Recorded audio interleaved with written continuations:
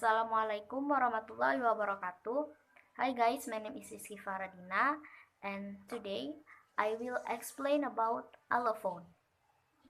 The phone that are realization in the same phoneme are called as allophone. The variation of allophone is based on the position of the phoneme in word or in syllable. Jadi maksudnya allophone itu adalah perealisasian sebuah bunyi atau sebuah huruf fonem dalam sebuah kata atau suku kata. Variasinya itu bergantung pada peletakan si fonem itu sendiri, entah dia di depan suku kata atau di tengah atau di belakang suku kata atau kata tersebut. Contohnya adalah huruf P. P. Ketika kita berkata pot, akan terdengar sedikit ada ledakan atau kita mengeluarkan udara dari mulut kita.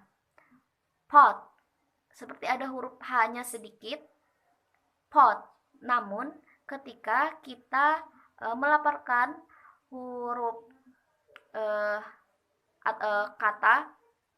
kata spot, otomatis tidak ada udara yang keluar dari pelafalan kita. Nah, hal ini disebut sebagai aspirated dan unaspirated. Ketika kita mengeluarkan ledakan atau sedikit udara dari mulut kita dari kata pot, nah itu namanya aspirated. Tapi ketika kita bilang atau kita mengucapkan spot, nah tidak ada udara yang keluar, itu namanya unaspirated. Contoh lainnya adalah huruf T. T. Ketika kita melafalkan kata tar, otomatis seperti ada ledakan yang keluar dari mulut kita.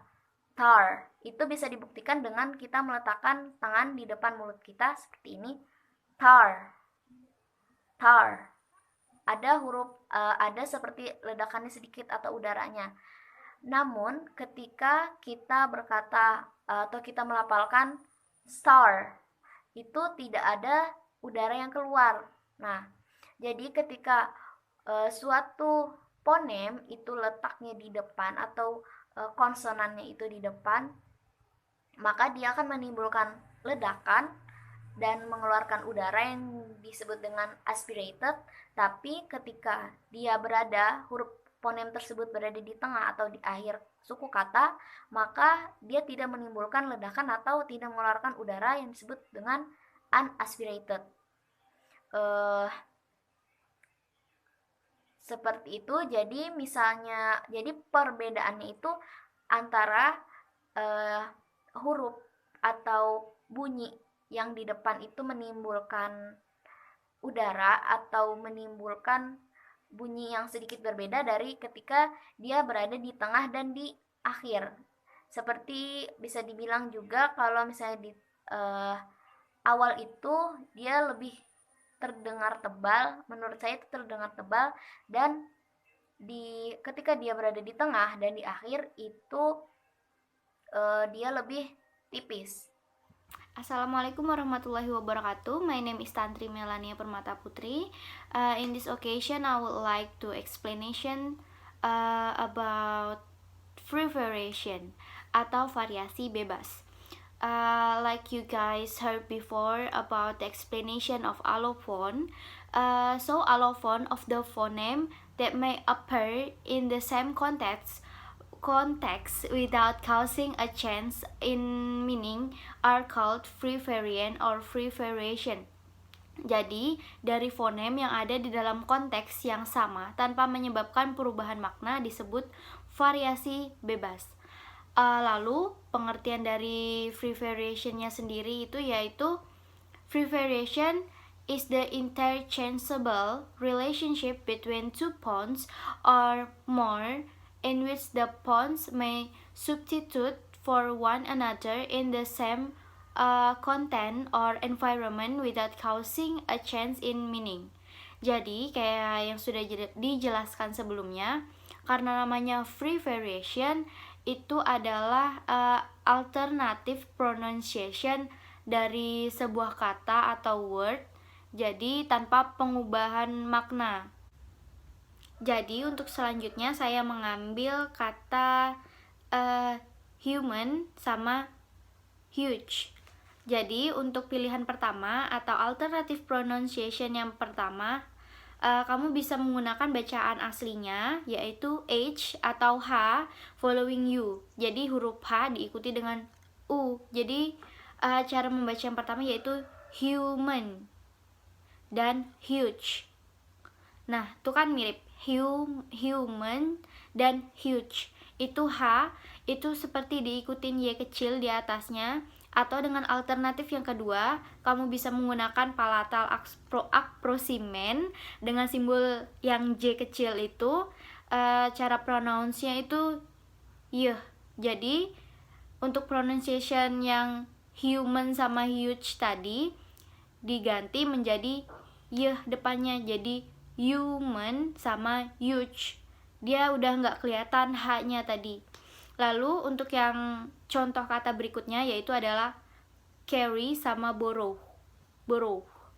Jadi untuk yang pertama kita bisa pakai alveolar approximant, lalu yang kedua kita bisa pakai alveolar flap. Yang pertama alveolar approximant itu kayak kita pakai yang standar. Jadi kayak biasanya carry sama borrow. Lalu kalau kita pakai alveolar flap itu lebih kayak di push, kayak ada stresnya gitu loh di R-nya tuh. Itu lambangnya yang R kebalik. Itu jadinya carry sama borrow. Beda kan? Carry yang pertama sama carry. Terus borrow sama borrow. Jadi untuk cara membaca selanjutnya yaitu ada yang P diakhiri dengan H, yaitu adalah top, step, lap. Lalu yang selanjutnya cara baca biasa top, step, lap. Tidak ada ujungnya H. Jadi untuk yang selanjutnya yaitu difficulty of finding free variation. Most subtle differences in speech are intentional or mean to alter meaning, or which makes free variation less common than you might think. Jadi free variation itu sebenarnya agak susah ditemukan atau ditebak, karena itu semua depends pada speakernya atau yang ngomong. Jadi memang dia itu melakukan free variation atau hanya menambahkan stres dan penekanan, atau memang dia memakai yang beda makna. Kan ada yang bunyinya sama tapi maknanya beda. As William B. McGregor observed, absolutely free variation is rare. Usually there are reasons for it. Perhaps the speaker dialect, perhaps the emphasis the speaker wants to put on the word. Jadi memang free variation itu jarang terjadi. Sekalinya terjadi pun karena ada beberapa alasan yang telah disebutkan William B. McGregor tersebut. Selanjutnya yaitu ada predicable free variation. Jadi gini, jangan diasumsikan bahwa free variation itu tidak bisa diprediksi. Sebenarnya itu tuh bisa, tapi agak susah menurut saya. Karena itu tuh depends on the speaker, seperti tadi yang saya bilang. Karena kan ada memang pronounce-nya yang sama, tapi artinya berbeda. So, free variation can be found in the beginning, in the middle, or in the end of the word. Because free variation is like its name, free. Jadi, kamu bisa membacanya itu dengan pronunciation yang berbeda, mempunyai alternatif, bukan berbeda ya, mempunyai alternatif. Jadi sekian yang dapat saya jelaskan, kurang lebihnya nanti akan dikoreksi oleh Mem. Netralisasi adalah perubahan bunyi fonemis, perubahan yang berdasarkan fonem atau yang berkaitan dengan fonem, sebagai akibat pengaruh dari lingkungan. Netralisasi sendiri itu berasal dari kata netral yang berarti tidak memihak terhadap salah satu pihak saja. Netralisasi dalam fonologi berarti proses terjadinya suatu bunyi yang mula-mula secara fungsional berbeda menjadi tidak berbeda akibat pengaruh bunyi-bunyi yang ada di sekitarnya. Gejala ini masih tergolong dalam bidang pembicaraan asimilasi dalam artian yang luas. di mana asimilasi adalah perubahan bunyi dari dua bunyi yang sama atau hampir sama. Hal ini dapat dicontohkan dalam bahasa Inggris yang terdapat pada akhir kata, yaitu ada kata yang dieja heart yang artinya keras dan heart yang artinya jantung, pengucapannya sama, yaitu heart, H-A-R-T. Kita tentu bertanya mengapa, karena konsonan hambat bersuara D dalam bahasa Inggris adalah tidak mungkin, maka diubah menjadi konsonan homorgan tak bersuara atau T. Oposisi antara bunyi T pada posisi akhir kata yang dieja heart itu adalah hasil netralisasi, dan fonem D pada kata heart yang bisa berwujud T atau D dalam peristilahan linguistik disebut arsiponem. Sebagai contoh lain, kita ambil dari kata babat yang berakhiran D, maka pengucapannya menjadi babat berakhiran T. Itu juga adalah hasil dari netralisasi.